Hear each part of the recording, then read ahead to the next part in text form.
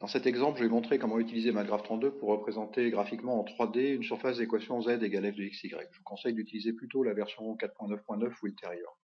Alors je vais d'abord créer une nouvelle figure sans longueur unité, vierge.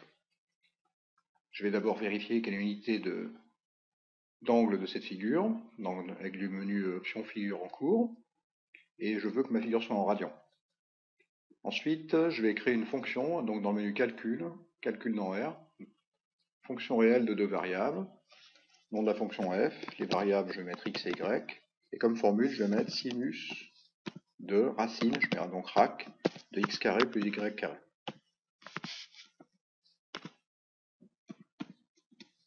Maintenant, à l'aide du menu construction, implémenter une construction prédéfinie, toujours raccourci F4.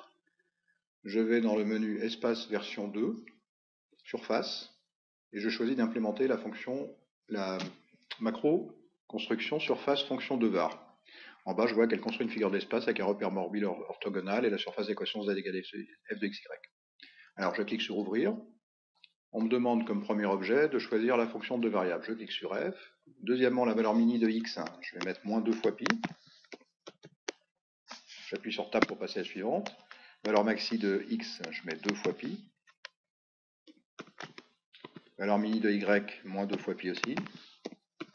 Et valeur maxi de y, 2 fois pi. Je valide. Ma figure apparaît. Je peux dézoomer un petit peu. Alors donc, à l'aide de cette figure, je peux la faire tourner en capturant ce point, changer l'angle de vue. Je peux aussi, à l'aide de cet outil, exécution de macro, faire apparaître des sections par des plans. Le plan bleu, c'est un plan d'équation x égale constante, le plan rouge, un plan d'équation y égale constante, et en capturant alpha et bêta sur chacun des axes, je peux voir ce que deviennent les sections. Alors je vais modifier un petit peu cette figure pour pouvoir aussi, sur la figure, changer la formule de la fonction petit f. J'agrandis un peu la figure, et je vais créer un éditeur de formule que je vais associer à petit f, que je vais mettre par exemple ici, et je vais mettre, donc il est associé à f, donc au-dessus. Comme en tête, je vais mettre $, pour être en style LaTeX, f de x, y égale, j'en refais un $.